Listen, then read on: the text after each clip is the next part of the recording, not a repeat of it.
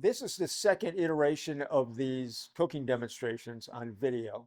Last time we did a tomato soup, and this time we're going to do a soup that's very similar. It's one of my signature items. It's called the chickpea chowder. I started making this because when I was doing a lifestyle modification, cooking chickpeas was new to me, and I overcooked them all the time in a pressure cooker and thought that they were similar to the texture, not the flavor, but the texture of a clam. So this is uh, a takeoff on a Manhattan clam chowder. I want to say right off the bat as a disclaimer, I know that there's no peppers in Manhattan clam chowder, and I know that there's no cauliflower in a Manhattan clam chowder. So those are additions that I make. And there's obviously no chickpeas, but I'm putting that in to give the texture of a clam. Okay, so we've got some. There's two different ways that you can do beans, whether or not you're using it into a soup or you're braising it. And one of them is to just go ahead and soak them overnight, and I've done that. We sometimes do that. And the other thing is you can use a pressure cooker, and we're going to do that as well. I'm going to cheat to cut down on the amount of time, and I'm going to pressure cook some chickpeas that I have soaked. So I'm going to pressure cook soaked ones. But the whole thing about using a pressure cooker is that you don't have to soak your beans, but there are some distinct benefits. And one of them, it cuts down on the gas. So if that's an issue with you, maybe you're just starting out eating a high fiber diet and your body is acclimating and you're really susceptible to the effects of beans, then I would soak them and wash them. They're cold, and one reason why I'm washing them, besides to get the gaseous effects off of the chickpeas, is to warm them up a little bit. If you start out with cold product in water, it's going to naturally take longer.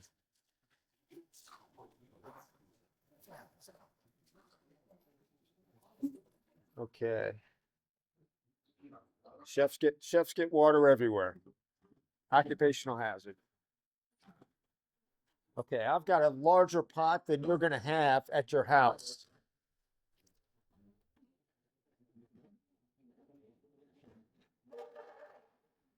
And I am always looking for time-saving measures. This is way more than I'm going to use in the soup.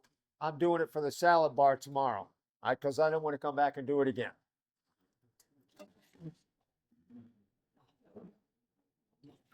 Again, warm water. And I'm now going to pull some of these off to use in the pressure cooker. I'm going to show you how to run this thing in just a second, but I want to get some of these beans on.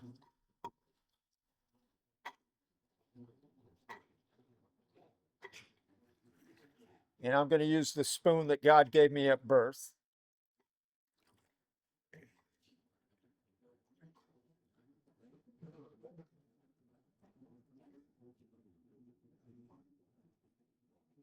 Okay, so I've got some beans in there.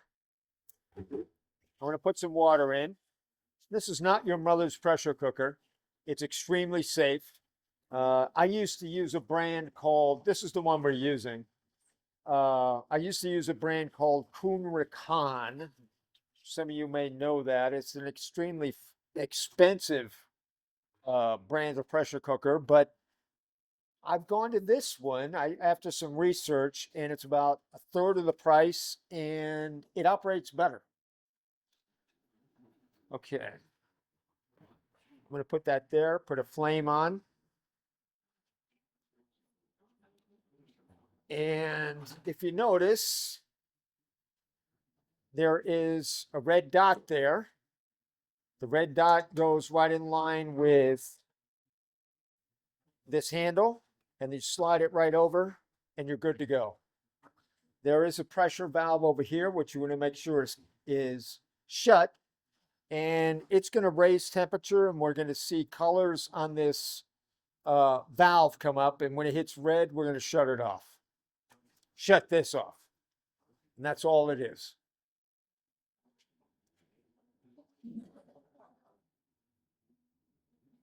And this is the low-tech version.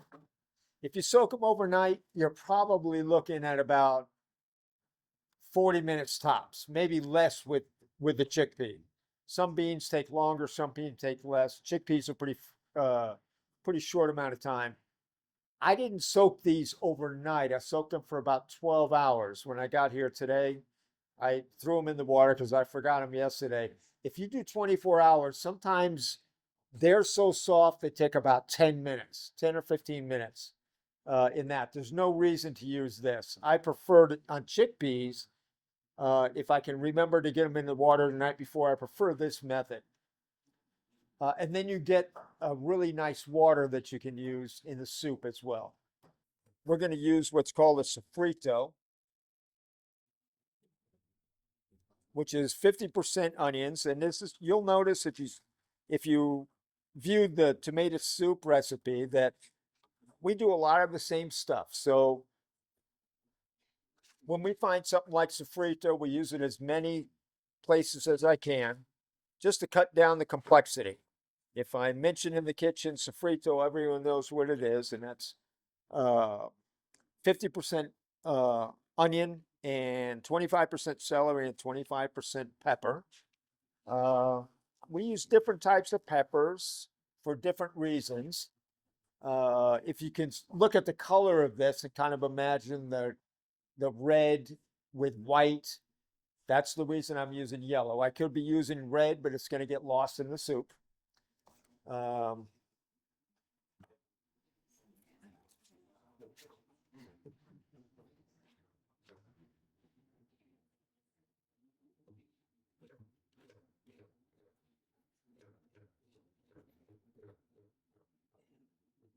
I mentioned this last time too. Our celery comes in pretty fresh. I mean, pretty clean. I do this kind of cleaning, and I do an end-to-end cut. I'm not going to sit here and waste time pulling off celery stalks. You may have that time, but I don't. And if you're cooking for lifestyle modification, you probably don't have that time either. One of the things I'm showing people is, or I used to show people in the cooking demonstrations I did, is how to cook a week's worth of food in 3 hours. And that was like my cooking demonstrations. And one of the things that I always did was a soup, 4 or 5 or 6 things, but always a soup. And this is the soup that appeared in a bunch of those cooking demonstrations. But the reason that I'm showing people how to, or giving them tips on how to move quicker, is that people get bogged down with the amount of time it takes to cook because they're not experienced professionals. And one of the reasons that I do this, and I did cooking demonstrations, and I wanted to do this on video, is that the more you look at someone that can make a soup in 20 minutes, most people is not going to make a soup in 20 minutes. It'll take a much longer period of time, but eventually things like, oh, that's why he's so fast. He does this, that, or the other thing, and I don't do that. So it pays to watch a professional. I'm going to come right over here to it's important that you keep an eye on your pressure cooker. And one thing that I might want to mention is that these are, if you look at my pressure cookers, I'm going to grab this one. Well, this one's pretty good. We don't use that one very much. It's much bigger. But this one, if you look on the bottom here, you're going to see it's burnt a little bit. So we're using a professional sized range, and it's much bigger than the bottom of this, which is a home pressure cooker. You're not going to have that problem. So we're constantly moving it to make sure that it's not, the handle's not smoking. We burn these handles off all the time. Hopefully that's not a problem you're going to have. But if you do, it's not a big deal. Okay, so you can, did you hear that? So that is the pressure being released. That's the steam from inside. Now I'm going to move it over here. Now it's closed, just making sure. The reason I'm shaking it is that steam is generated, and I'm trying to push it up a little bit so I can show you the green, but it's not going to cooperate. Okay.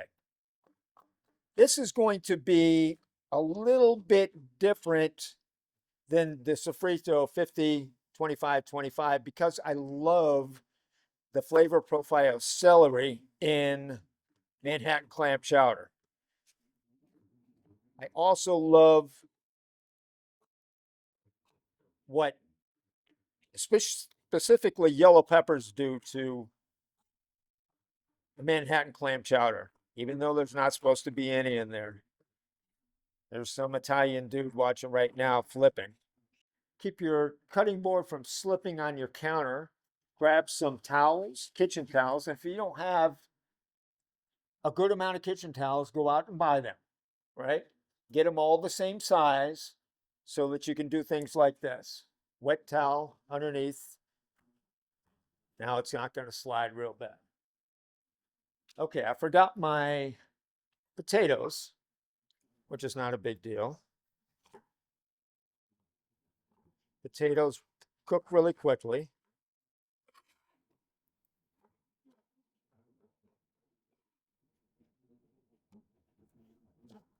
You can use a bunch of different styles of potatoes. Sometimes I do. And I never make this the same way twice. I've made it hundreds of times and I've probably not duplicated the same thing ever. Sometimes I really like the flavor of gold potatoes in here. I'm not sure they're clean enough to do on this video, so I didn't grab them. These are already peeled and are going to make my life really easy. I don't know if this is something you want to do at your house, but we peel rather large plastic tubs of these so that I can come over and do what I'm doing right now extremely quickly. It's nice to have different size. Can you slide an R2 over here, please? Different size cutting boards so you can do different things. This is nice to use to fill a bowl with, fill a pot with.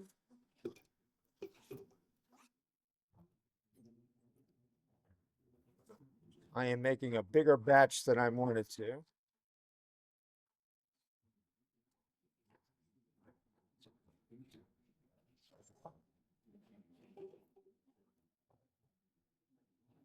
Okay, if you can see this, I'm getting a little noise here. There's no reason to get nervous, but you can see it's moving. I'm going to lift this up. See the red line on the bottom there? That's the danger line. And we're going to go right up to it, and then we're going to turn this off and actually slide it over.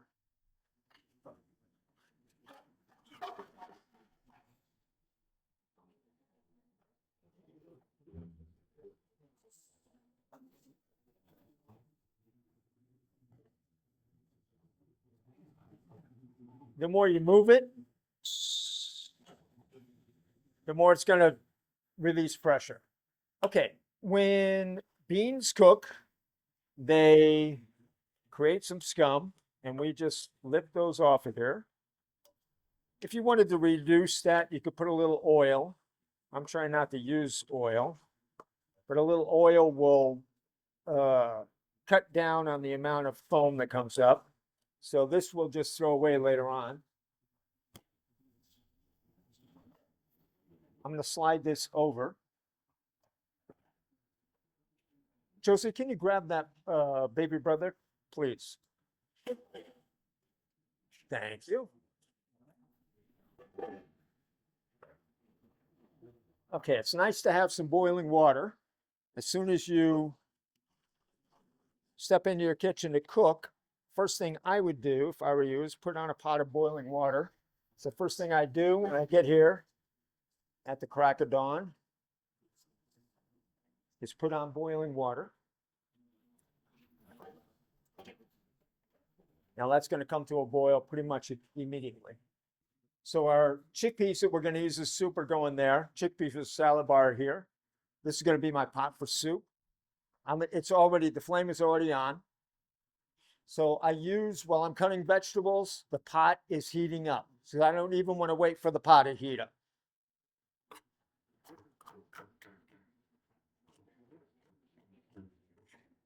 These are not tips that you should watch me and say, oh, he's a professional and I don't need to be doing that. You need to be using all these tips if you want to cut down your cooking time. And if you don't, what you're going to do is find that you're spending so much time trying to cook, and you'll eventually get frustrated and stop cooking.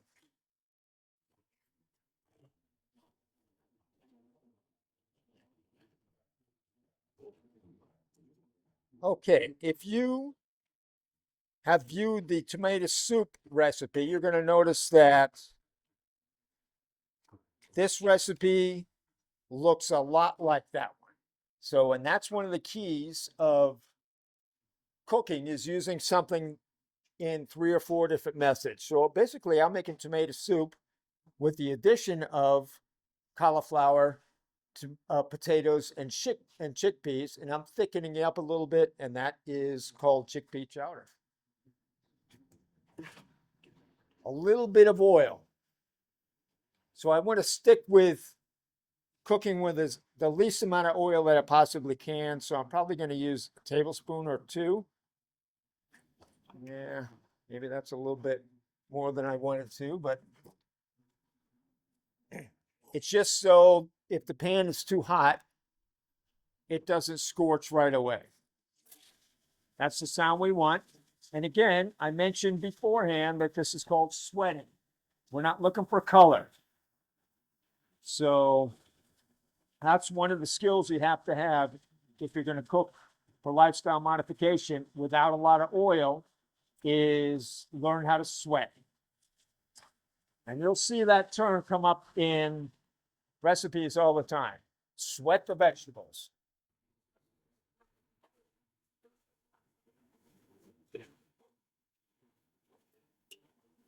I wish we had smell-o-vision because that is great. Okay, I've got some aromatics here. First, I'm going to fill up that water because I may need that water.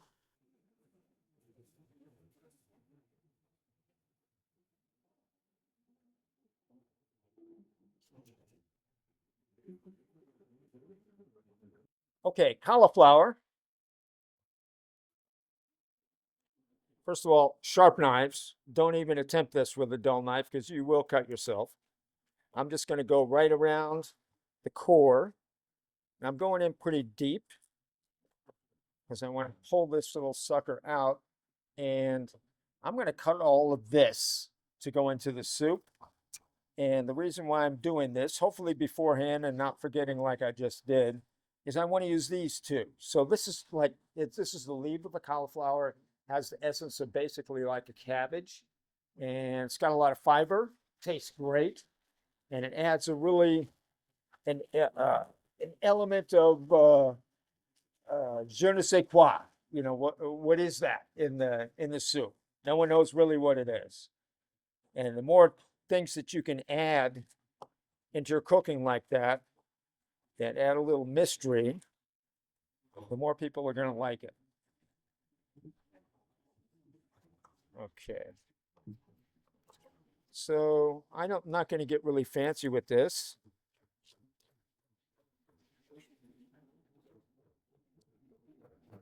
How's that for being fancy?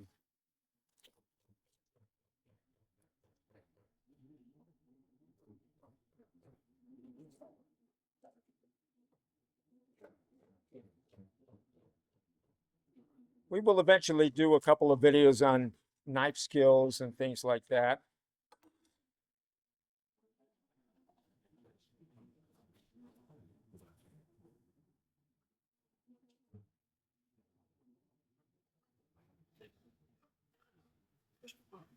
Okay, now that I've got all the stuff that I forgot, and again, if you forget something, so I forgot the potatoes. I forgot the stems for that. Didn't stop me at all. So if you forget something, don't turn the pot off. Keep it rolling. Make it push you. So we did that really quick because we had to, and I did that really quick because I had to. Okay, I'm actually going to use this as well. That's the core. I really like to put these in vegetable soups. The beef vegetable soup that I do, I put this in.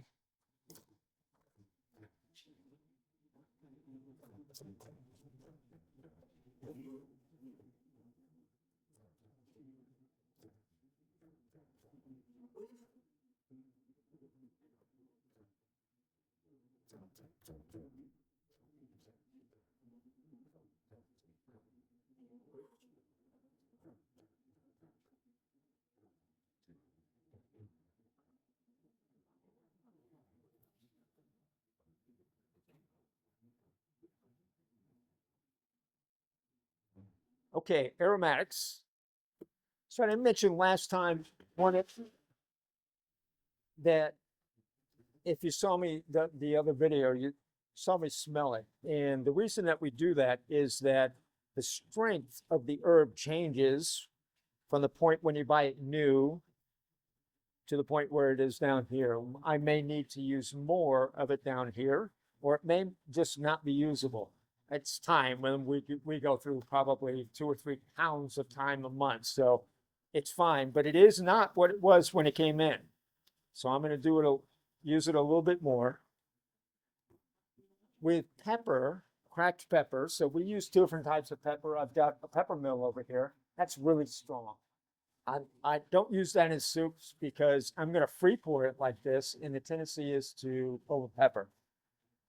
So this is the other way around. As this gets lower, the big pieces are gone, and it's all down to the really strong, finely ground pepper. We only use it to about right there, and it's so strong it's not usable at that point in time. The point is, it changes. So smell it.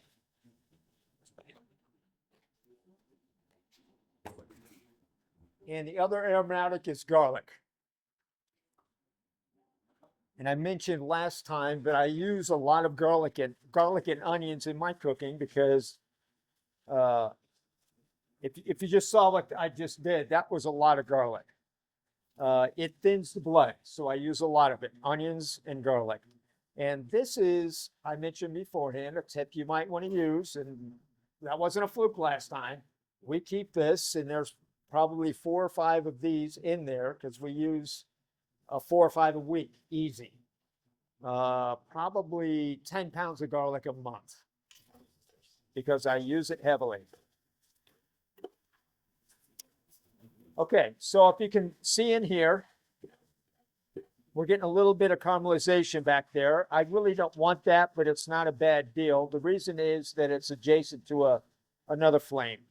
So I am going to turn this off, and we're going to deglaze it with water. And I'm not going to deglaze it with water. I'm using some cooking liquors. One of the things that we reserve here at the Hometown Cafe is pasta water. And that adds just a great amount of body to soups and sauces, but especially a soup like this. So this, see how much starch is in there? That's going to add just wonderful body. And if you watch the tomato soup video, you know what I'm going to do. I'm going to put this in there. And before we add the tomato, we're going to cook the vegetables.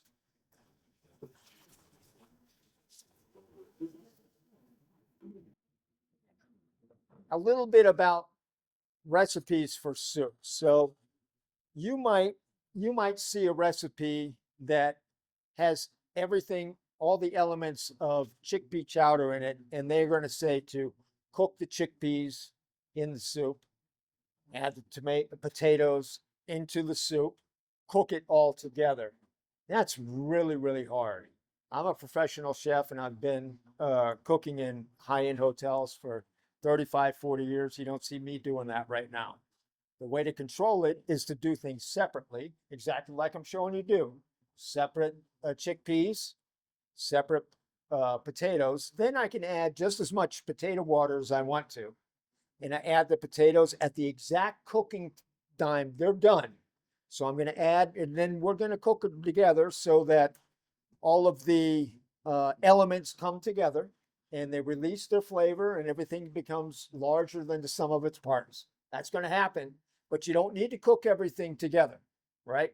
Get that out of your head. That's no professional chef is ever going to do that. Professional chefs are not in the kitchen to have fun, right? They make money in the kitchen, and the way to make money in the kitchen is to do it quick and get the heck out. And that's what you need to do as cooking for a lifestyle modification, is learn how to cook like a professional, get it done, get the heck out of the kitchen, because you got other stuff to do. Okay, I already pulled one of these out. Go. Thank you.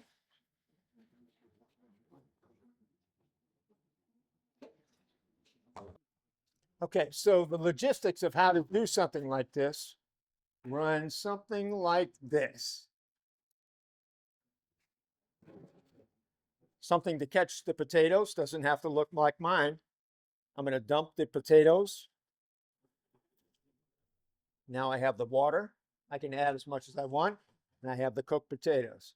If I had overcooked them, I was nervous about it, I would run them under some hot water, cooled water to shock them, but I think we're fine. Okay, so I got the potatoes. I am going to crack this open and see what we got. Actually, first, I'm going to grab one of these little fellas. They're almost done. Okay. So let's show you how to pop this thing open. Okay, so we have a hot pressure cooker. I want to get inside of it. Apply some cold water.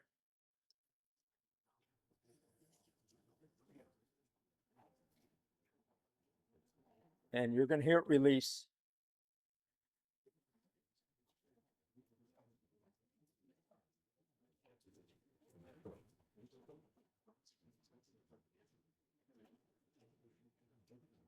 We can just move this over. Okay, pressure's over. Now we're just simply going to release this, take off the lid, and let's see what we got here.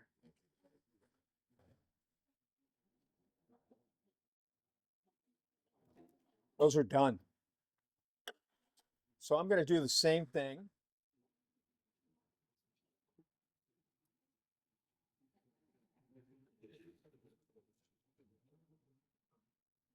Okay. So now I've got the two things I'm going to add done before the soup: potatoes, chickpeas, chickpea broth, potato broth. So let's see what we got here. I know I want to get some chickpea water in here.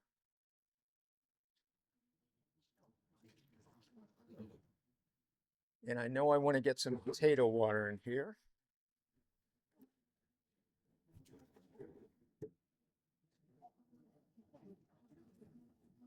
And I want to get some tomatoes. So these are the tomatoes that are available up at Jane's. I use a different variety, and I may add some of these. I've got a leftover can here that I get from US Foods, but these are really great tomatoes, and they're available right up the road there at Jane's. Holy mackerel. And I'm going to stop what I'm doing here and get some cauliflower in here. As you can see here, I'm never very fastidious with the cauliflower. I got the stems over here, and I'm just breaking the bulbs, putting the stems over here. I'm going to put my knife to the stems, but there's no reason to Do that to the flowerets. All right, now we got the cauliflower in there. Luckily, doesn't matter that I forgot it because cauliflower cooks in about 2 seconds. And now we're going to get the tomatoes in. Back to the tomatoes. You know, if I can manage not to forget anything else, we'll eventually finish this soup.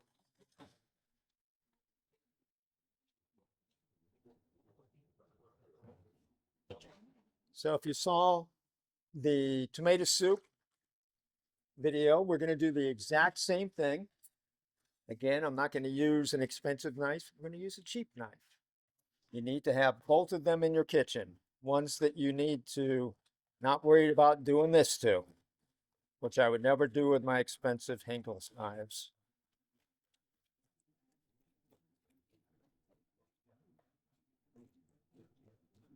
The reason why we're cutting these is that they're not going to be in, they're already stewed. They're not going to be in the soup long enough to degenerate, to fall apart.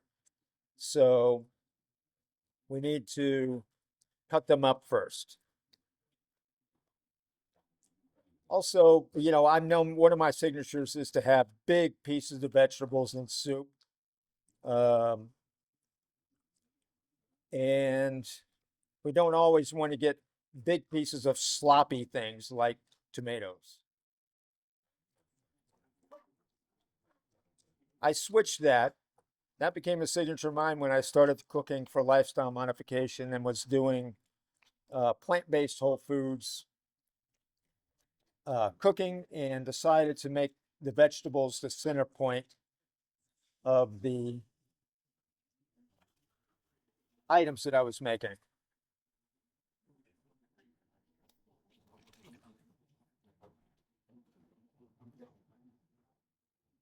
Okay, tomatoes in, and let's see what we got here.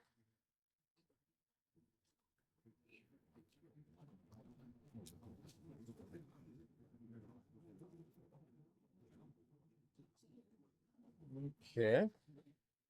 I'm going to give a little taste here. Tasting spoons are important.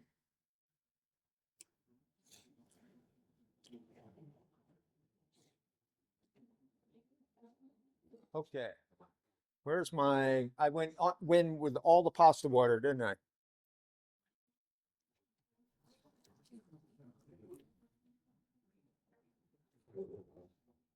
Okay. Time for some bases. So I'm going to use a Better Than Bouillon ham and a chicken base. Both of these things are available up at Jane's, and I've urged everyone in Smith Center to get up there and support the fact that Derek is bringing these items in because I requested him to. And they're great things for you, and I would love to see them available in the store. So go up and buy them. Okay, so if you're cooking for lifestyle modification and you want to stay on the diet, you need to make food that's palatable.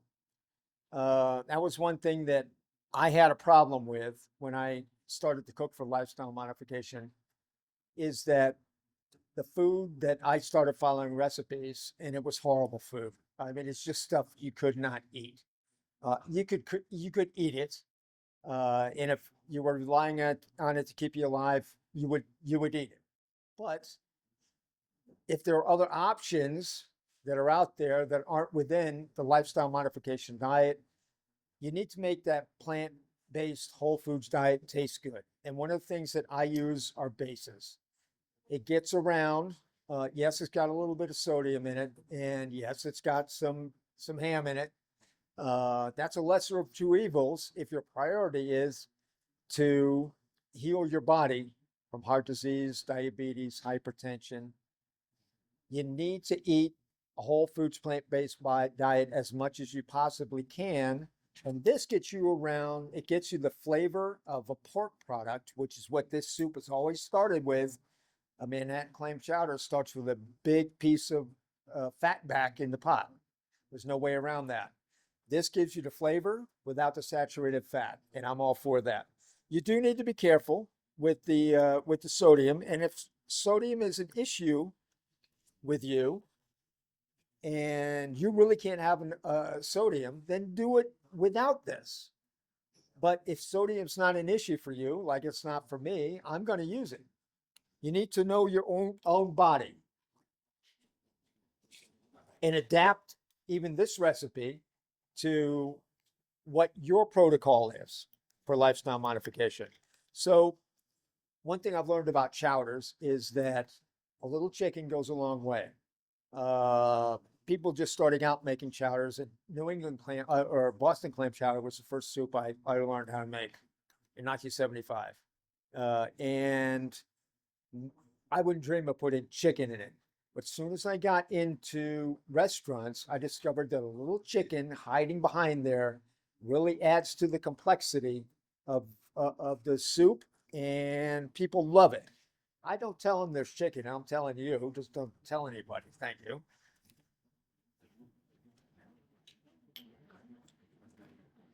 Okay, a little bit of chicken. I'll stop talking about better than bouillon in a second. But these are two items that are also up at Jane's. There's a no beef base that has absolutely no beef in it. Tastes like it does, though. In fact, I'll tell you a secret. Now everyone will know. I cooked French onion soup in a restaurant in a famous French restaurant down in Nevis, and I didn't use any beef. I used this. No one ever said a word. That's how good it is. This is also a beef base that's available right up there at James you can grab. Okay, I'm going to add the chickpeas because they could use a little bit more cooking.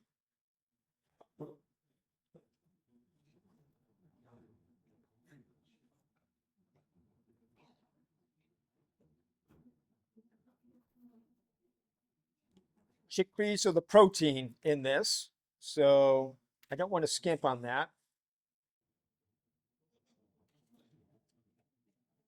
Okay, now we're getting there.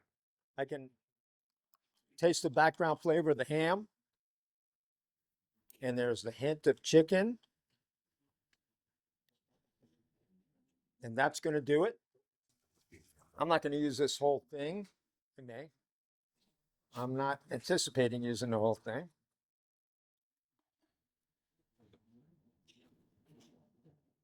Okay, that's the color I want.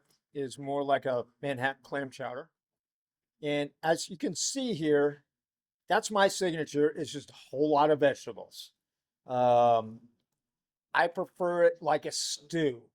I actually eat soup quite a bit. And one of my favorite things to do is to take this type of soup and pour it over brown rice.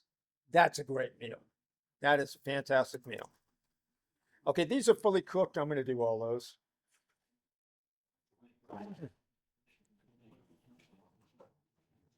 You can imagine the amount of fiber if you take this and put it on top of brown rice. That's just a recipe for losing weight. If you can do that 4 times a week, that's some good stuff.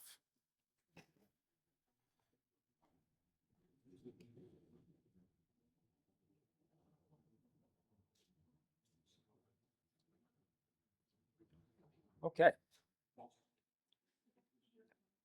One of the things I do every time I use a tomato product, which has acidity, is I add some kind of sugar. And one of my go-tos is something called agave.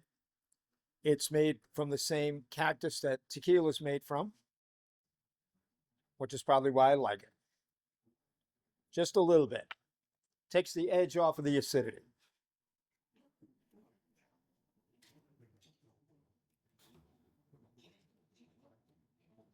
Okay.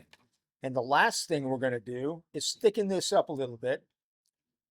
And I use cornstarch for that. There's a bunch of different thickening methods that you can use, and we'll do a video on all of them. Another thing that I mentioned in the tomato soup video is that we make big batches of this. We're not going to use it all. I'm going to put a cover on it. Goes into the cooler. We're going to take it out tomorrow. We'll probably use tomorrow a couple of these anyway. I'm doing stewed tomatoes, so I'll probably use 3 or 4 boxes of cornstarch tomorrow. So the deal with the cornstarch is pour it into boiling liquid. As soon as it comes to a boil, it releases all of its thickening power and it's over.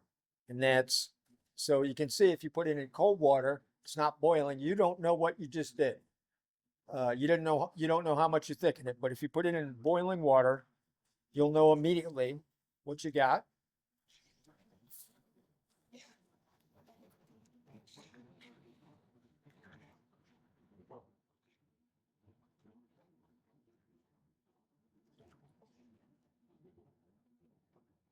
See how that's thickening up? I prefer these soups to be pretty thick. It's great like this over rice, like I said. I mean, it's just the thicker it is, it's better. It's just like a stew. That's probably what I'm going to have tonight for supper. Okay. You can see all the different colors in there. And when I'm dishing it up for myself, I'm making a stew. I'm really not making a soup. Not interested in a soup. I want to get all those vegetables in there. Big chunks of celery like that. All right, let's see what we got. Chickpea chowder. It's reminiscent of a Manhattan clam chowder without the clams or the saturated fat, and much lower in sodium. Bon appetit.